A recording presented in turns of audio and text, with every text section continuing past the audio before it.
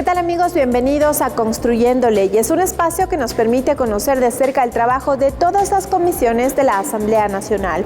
Soy Lorena Espinosa y en los próximos 30 minutos revisamos lo más destacado de esta semana. Esta semana. Listo informe no vinculante sobre la objeción parcial al proyecto de ley de emprendimiento. Comisión Ocasional de Tránsito pula informe para segundo debate de las reformas a la Ley de Tránsito. La regulación de plataformas digitales descartada en las reformas a la Ley de Comunicación. La Comisión de los Derechos de los Trabajadores alista el informe para primer debate del proyecto de reformas a la Ley de Servicio Público que busca eliminar las pensiones vitalicias de expresidentes y exvicepresidentes. Al momento, la mesa analiza la viabilidad de que esto sea retroactivo.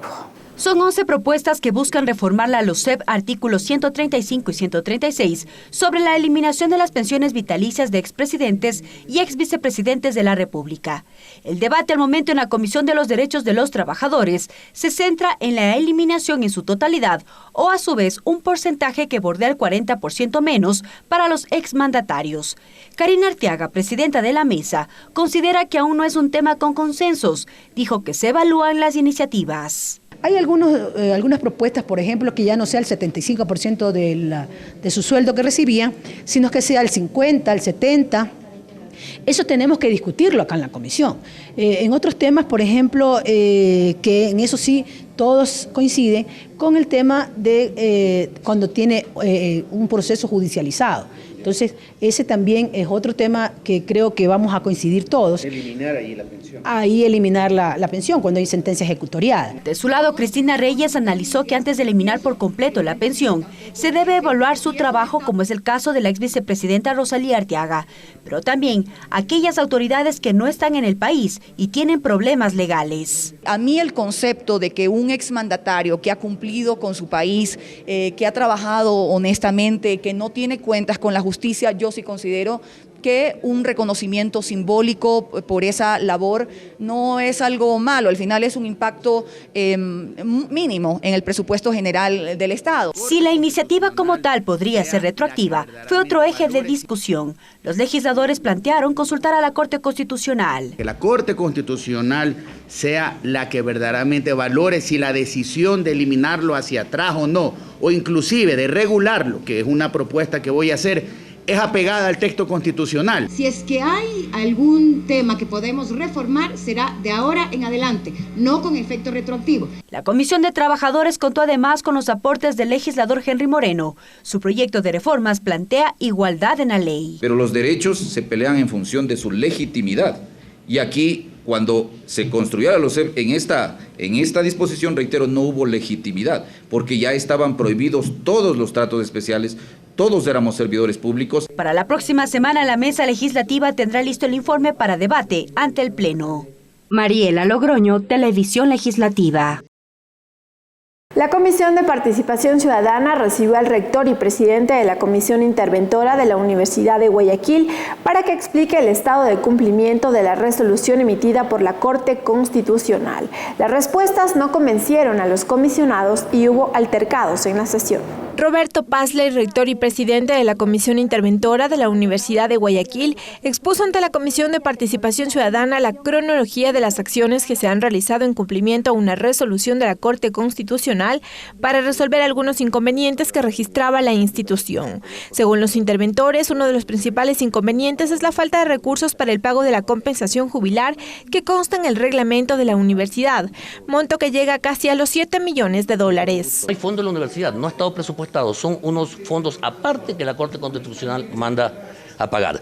La Universidad de Guayaquil, la única en el país que tiene un reglamento especial que pagan una bonificación complementaria a los jubilados profesores. Manden a pagar lo que una perito estableció como pago cuando hace un cálculo de un servidor que ganaba $1.700 y manda una reliquidación de cerca de $300.000, que equivaldría a que ese trabajador hubiese ganado $5.700, que no es la realidad. Esa mañosería de esa perito Las respuestas no convencieron a los legisladores, pues cuestionan la falta de acción por parte del rector y la falta de gestión en los pagos. Él, el día de hoy, debió de venir a asumir la responsabilidad de la universidad al respecto del pago. Y además, esta sentencia no tiene que ver con que fue en estos días o fue la semana pasada, ¿sí? Esta sentencia es del año pasado. A la mesa también acudió uno de los docentes jubilados, quien insiste en que la universidad no entrega información y esperan sus haberes. Desde el año 2010 hasta ahora hay más de 200 muertos. ¿Y cuántos más tenemos que morir de aquí hasta que ellos resuelvan pagar? Sin embargo, la sesión subió de tono luego de un impasse entre el presidente de la mesa y el rector de la universidad, razón por la que abandonó la sala y de inmediato la sesión fue suspendida por unos minutos. He asistido por respeto a la asamblea, he asistido por respeto a los asambleístas de la comisión, pero no me voy a prestar a los juegos políticos. De manera particular, el doctor Pazley ha venido teniendo una actitud autoritaria, prepotente, propia de él, propia de cómo viene conduciendo la universidad. La comisión resolvió conformar una subcomisión para que investigue el tema. Además, tanto el Ministerio de Finanzas y el Consejo de Educación Superior en el plazo de 15 días deberán entregar información sobre el avance del cumplimiento de la resolución de la Corte Constitucional. Lorena Espinosa, Televisión Legislativa. La Comisión de Justicia avanza con el tratamiento de las reformas al Código de la Función Judicial. En esta ocasión recibió aportes de los jueces del contencioso administrativo. Los ejes sobre los cuales giraron las observaciones son Tribunal de Segunda Instancia, vacancia judicial y error inexcusable. La jueza María Cecilia Delgado, del Tribunal Contencioso Administrativo, indicó que con las reformas al Código de la Función Judicial habrá celeridad en los trámites. Existen procesos en los cuales no es posible recurrir sin que ello conlleve vulneración alguna a este derecho y garantía del debido proceso. Señaló que la creación de un tribunal de segunda instancia generaría mayores gastos para el fisco. Que la tasa de conflictividad donde más existe juicios en materia contenciosa administrativa es en Quito. El resto de tribunales del país, que están bien justificados también su trabajo, tienen una tasa mucho menor de carga procesal. Criterio que lo compartió el juez Marco Albán. Si nosotros tenemos después incidentes que impiden el avance del proceso, eso traerá una dilatación del proceso. Eso a su vez trae mayor despacho, mayor congestión. Es obviamente, señores asambleístas, que acercarían la justicia constitucional al ciudadano.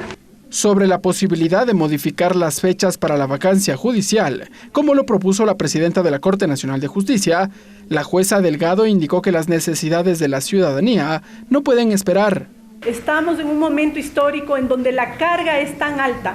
No estamos en los años 70, estamos en otro momento histórico y con otras normas constitucionales y legales que impiden la suspensión del servicio de justicia. Sobre la aplicación de la figura del error inexcusable, los jueces indicaron que se debe aclarar la norma. La Comisión de Justicia recibió estas observaciones y las incluirá en el informe para primer debate del proyecto de reformas. Ricardo Bravo, Televisión Legislativa. La Comisión del Derecho a la Salud retomó el tratamiento del proyecto de reformas a la Ley de Discapacidades. Docentes de la Universidad Casa Grande de Guayaquil plantean se incorpore un eje preventivo para casos de violencia. El proyecto de reformas a la Ley de Discapacidades contó con más aportes. Desde la Universidad Casa Grande de Guayaquil, la docente Andrea Sotomayor habló de erradicar la violencia. Planteó trabajar en el eje preventivo. Es la prevención de la violencia, ¿no? Entonces, prevenir abusos relacionados con los derechos de las personas y apoyar justamente la reivindicación y la recuperación de estos derechos. Facilitar el acceso para personas con discapacidad fue otro de los planteamientos. Su colega Andrea Bejarano explicó el porqué. Propone el diseño universal que el enfoque tiene que facilitar el acceso y la participación de todos los usuarios posibles, considerando que todos los usuarios posibles pueden ser las personas con discapacidad. Ya en otro tema, la Comisión del Derecho a la Salud recibió a la secretaria del Deporte, Andrea Sotomayor Andrade, quien aportó a las reformas a la Ley del Deporte. Ella planteó el impulso a la educación física en las instituciones educativas. El deporte no es una obligatoriedad y sí consideramos que en vista de todos los males que aquejan a nuestros jóvenes, a nuestros niños, creemos que es necesario pues que se le dé la importancia al deporte en lo que a educación se refiere. El coordinador del Grupo Parlamentario por el Deporte, Sebastián Palacios, saludó la predisposición de la autoridad para impulsar el deporte desde la educación. El peso que se le debe dar al desarrollo deportivo estudiantil, que hoy en día sabemos está muy quedado. Las reformas a la ley de educación que son necesarias, compatibles con este nuevo sistema deportivo que tiene que ser mucho más ágil y que debe sin duda dar lineamientos para la actividad física, para la educación física. La mesa legislativa prevé en los próximos días convocar a más sectores sociales y autoridades. Mariela Logroño, Televisión Legislativa. La Comisión de Derechos Colectivos avanza con el análisis de las reformas a la Ley de Comunicación para regular la publicidad del sector público. Para ello recibió a la directora del Servicio Nacional de Contratación Pública. En el marco del análisis del proyecto de reformas a la Ley Orgánica de Comunicación para regular el exceso de publicidad y propaganda del sector público, la Comisión de Derechos Colectivos solicitó la presencia de la directora del Servicio Nacional de Contratación Pública y también de algunos periodistas de medios digitales para que expongan sus observaciones al proyecto. La directora Silvana Vallejo cree que hay que establecer los requisitos sobre la contratación por medio del régimen especial. El tema en régimen especial para comunicación sean aquellas cuyo objeto sea la actividad de comunicación social destinadas a la información de las acciones, ojo, al inicio dijimos para cubrir los derechos de la sociedad. Para garantizar la calidad del gasto público, expuso que la opción es focalizar en temas prioritarios para los ciudadanos. Y desde el punto de vista económico en general, la política pública debe ser aquella política que es posible ejecutarla y para que una política pública sea creíble también es cuando tenemos capacidad de control sobre algo específico. Tema por el cual también se pronunció Luis Eduardo Vivanco del medio digital La Posta. Vivanco apoya la propuesta, sin embargo apuntó a que debe ser diferenciada la asignación del presupuesto, pues no todas las instituciones tienen las mismas necesidades. Promocionar los programas de gobierno, de gobiernos, de instituciones públicas, promocionar derechos, promocionar, en algunos casos hay marcas que tienen que competir en el segmento privado. Dentro de las propuestas de reforma también se analiza la regulación a las plataformas digitales. Marcela Guiñaga se refirió al respecto. Si hablamos de regulación a plataformas digitales, que me parece que es uno de los elementos en los cuales esta comisión ha dedicado mucho tiempo a debatir, estamos hablando que las plataformas se vuelven entonces un tipo de medio de comunicación. Si mañana abre un canal de YouTube, entonces también va a estar regulado. La mesa también solicitó la presencia del secretario de Comunicación, Gabriel Arroba, y del ministro de Finanzas, Richard Martínez. Sin embargo, por temas de agenda se excusaron. Es así que la mesa insistirá en su presencia para que se manifiesten sobre este proyecto de reformas. Tatiana Sonnenholzner, Televisión Legislativa.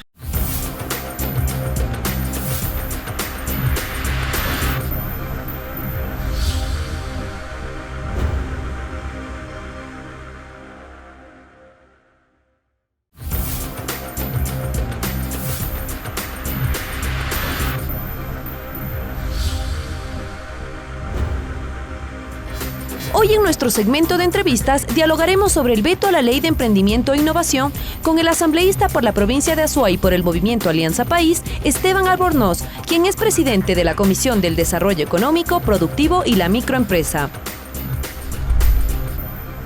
Seguimos con más de Construyendo Leyes y ahora les comentamos que esta semana la Comisión de Desarrollo Económico aprobó el informe no vinculante respecto de la objeción parcial que envió el Ejecutivo al proyecto de ley de emprendimiento que precisamente fue tramitado en esa mesa legislativa. Para ello ya me acompaña el asambleísta Esteban Albornoz, presidente de esta comisión. Asambleísta, gracias por este espacio. Coméntenos un poco, la comisión ha decidido recomendar al Pleno que se ratifiquen en 20 de las 73 observaciones que envió el presidente de la República. ¿En qué insistirán? Gracias, muchos saludos. Efectivamente, la Comisión de Desarrollo Económico y Productivo conoció la objeción parcial a la Ley de Emprendimiento e Innovación. Una objeción parcial, pues, que llegó con 73 observaciones de los 185 artículos que tiene la Ley del Emprendimiento, es decir, un 38%. Pero revisando las objeciones, el 80% más bien eran de forma que no inciden en el contenido de la ley, pero sí un 20% de las objeciones tenían temas de fondo. Un tema importante que nos vamos a ratificar, y esa es la recomendación a través del informe vinculante que aprobamos por unanimidad en la Comisión de Desarrollo Económico y Productivo, es lo relacionado con la conformación del Consejo Nacional del Emprendimiento. Si la ley no tiene institucionalidad, ¿cómo podemos hacer que se cumpla lo que está establecido en la ley, los objetivos de la ley? Nos vamos a ratificar, si bien el Ejecutivo dice que ha emitido un decreto ya formando un comité, pero la ley está siempre encima de cualquier decreto y es fundamental que sea una política de Estado. Es decir, ahí lo que buscaban era eso, precisamente institucionalizar lo que quizá ya, claro, estaba en un decreto, pero una ley está sobre un decreto. Definitivamente, sí. Bueno, el decreto salió recién en enero de este año, siempre ya se manejaba la conformación del Consejo Nacional del Emprendimiento. ¿Y por qué? Porque es necesario que los diferentes actores, los diferentes ministerios, los diferentes sectores coordinen con el fin de buscar que el emprendimiento sea una realidad en el país, que no tenga los obstáculos. El tema del emprendimiento es un tema totalmente transversal. Está producción, está ambiente, está educación, está el sector privado, está la academia, y es fundamental que exista un consejo que permanentemente esté revisando, que esté estableciendo políticas adecuadas. El emprendimiento, la innovación es tan dinámica que es necesario pues que exista un ente, nada de burocracia. Las mismas instituciones conforman este Consejo Nacional. Y en función porque de si eso, no el pues, decreto puede ser derogado en cualquier definitivamente. Momento. Y mire, claro, otros artículos que tenían relación con el Consejo Nacional del Emprendimiento son las atribuciones. Tiene que haber en la ley las atribuciones para que se puedan cumplir los objetivos de la ley. Nos vamos a ratificar. ¿Cuáles son las atribuciones que debería cumplir este Consejo? Bueno, primero es de coordinación, pero dictar políticas, que se reúnan las diferentes instancias para que se establezcan políticas para favorecer el ecosistema del emprendimiento. O sea, tampoco es nada del otro mundo, pueden generarse otras atribuciones, pero sí tenían que tener atribuciones básicas. Por ejemplo, de que siempre tenía que haber un crédito preferente para los emprendedores. Claro. Ese es un tema importantísimo. Esa es una de las atribuciones en forma coordinada. Ellos se van a encargar de velar para que exista este tratamiento. Definitivamente, y hay una Secretaría especial. Técnica, ¿no es cierto?, que lo manejará el Ministerio Rector de la Producción, pues, con el fin de que se den cumplimiento a las políticas que dicta este Consejo, pues, y que se cumpla la ley. Otro tema importante que nos vamos a ratificar: el Ejecutivo considera que no se debe poner plazos para la elaboración de un reglamento. La ley del emprendimiento y la innovación ha sido esperada por muchos jóvenes, por soñadores, por los que creen en el país, y creo que lo más justo es que en forma inmediata se establezca un reglamento para que la ley pueda entrar en vigencia y que la ley cumpla sus objetivos. A la Asamblea le da 3 meses para que sí, 3 meses, creo que es suficiente, 90 días pues para que se establezca un reglamento. Esa es la urgencia, la necesidad del país. El país necesita empleo, generación de empleo. Con el reglamento y la ley creemos que es una primera parte, debe haber corresponsabilidad.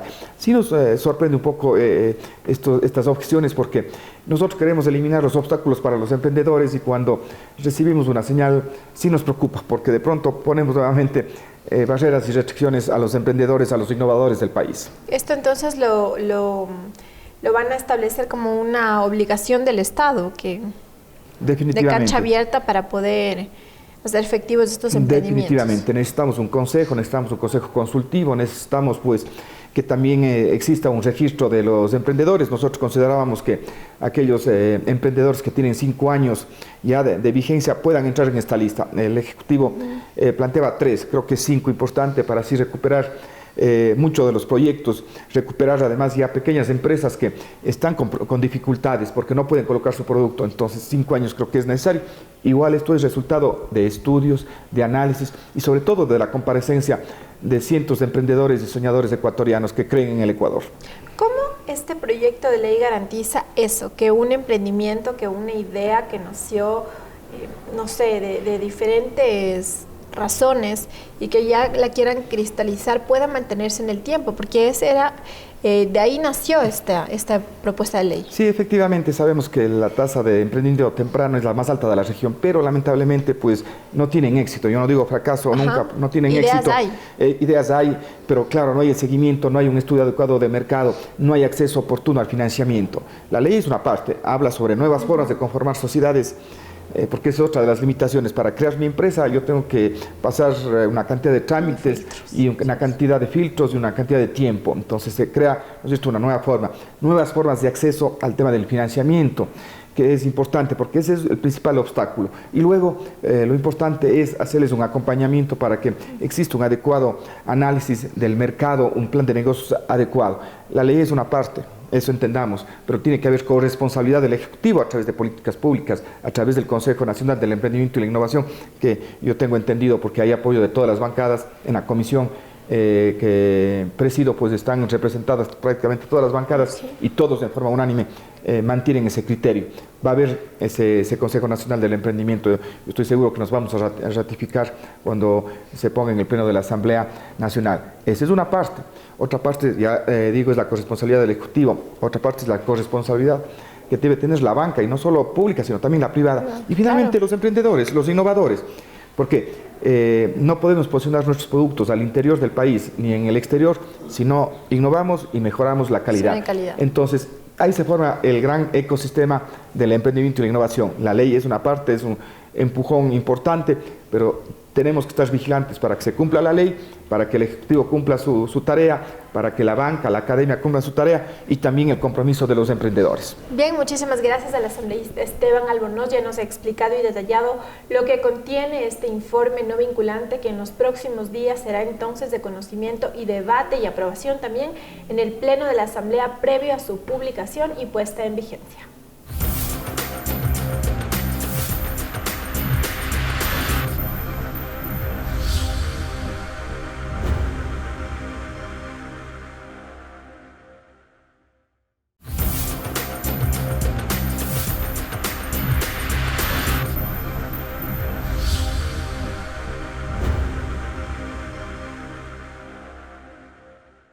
Seguimos con más de Construyendo Leyes y ahora revisamos el trabajo de las comisiones ocasionales. El articulado de las reformas a la Ley de Tránsito está listo en un 98%. Según el presidente de esta mesa legislativa, el segundo debate en el Pleno de la Asamblea sería en el mes de marzo. A la fecha, la Comisión Ocasional de Tránsito revisó el 98% de las propuestas de reforma a la Ley de Transporte Terrestre. Así lo informó el presidente de la Comisión Ocasional, Fafo Gavilanes. Acordémonos que son 5 ejes: el eje institucional, el eje de tránsito, transporte, el eje tecnológico, el eje de seguridad vial. En cuanto a la aprobación de los artículos, la comisión determinó que los gobiernos autónomos descentralizados cuenten con la institucionalidad necesaria para ejercer la planificación, regulación y control de transporte terrestre, mientras que la Comisión de Tránsito del Ecuador y la Policía Nacional asumirán esa función. Lo que se ha hecho es algunas disposiciones reformatorias tratando de empatar con el tema del Código Orgánico Integral Penal. En cambio, con 8 votos, los legisladores prohibieron toda forma de monopolio y oligopolio en el servicio de transporte terrestre. Por otro lado, determinaron que los ciudadanos detenidos por conducir bajo los efectos de alguna sustancia asuman los costos adicionales a la multa. Esto vendría un poco a aliviar y también a pensar 2 veces a los ciudadanos de no incurrir en estas, porque alrededor de $40 cuesta hoy la prueba de alcoholcheck. Tras la revisión del informe, durante el primer receso legislativo del año, el equipo técnico de la comisión analizará el articulado y para la segunda semana del mes de marzo se prevé que la mesa legislativa vote el informe final. Ricardo Bravo, Televisión Legislativa. La Comisión Ocasional de Jubilados recibió una delegación de maestros jubilados de la Universidad de Loja que piden ayuda para que se agilite el pago de sus haberes. También la mesa legislativa recibió una propuesta de acta compromiso para que se agilite el pago que mantiene pendiente el Estado con los jubilados. Santiago Ojeda, presidente de la Asociación de Profesores Jubilados de la Universidad de Loja, explicó que la institución adeuda a 172 maestros a quienes se les suspendió el pago de sus pensiones desde enero de 2009, por lo que pidió ayuda a la comisión para que intervenga y se reanuden los pagos. Han fallecido 39 compañeros y tenemos más de 30 compañeros que están graves en el lecho del dolor. Es una situación demasiadamente difícil, es injusto, ilegal. De su parte, los legisladores se mostraron prestos a investigar el caso. Por ello plantearon convocar al rector de la universidad para que dé una solución a las demandas. Además, solicitaron que se informe sobre el número de personas que aún no se cancelan las jubilaciones. Hemos exigido al ministro de Economía, hemos exigido al ministro de Trabajo, hemos exigido al ministro de Educación y hoy depende solamente del ministro del Financiero. Asimismo, la mesa legislativa recibió de parte de la Coordinadora de Maestros Jubilados una propuesta para emitir una nueva acta de compromiso con autoridades para que se dé cumplimiento a los pagos de docentes jubilados de 2008, 9 y 10, a los que ya debió cancelarse. Debía pagarse los 2000. Ni eso se llegó a pagar a los del 2008, no se ha pagado a nadie, porque ahí fueron encontrando cuestiones de orden administrativo. La propuesta global la les vamos a entregar por escrito, que se efectivice hasta el 31 de marzo. Y con eso ya no hablamos más de 2008, 9 y 10. Los jubilados solicitaron que los legisladores les apoyen con la elaboración del acuerdo y además se definió convocar en los próximos días a la ministra de Educación para que informe el estado de los pagos de docentes jubilados. Lorena Espinosa, Televisión Legislativa. Bien, ya así concluimos esta emisión, amigos, pero recuerden que ustedes pueden seguir de cerca el trabajo de todas las comisiones a través de sus cuentas de Twitter. Hasta la próxima.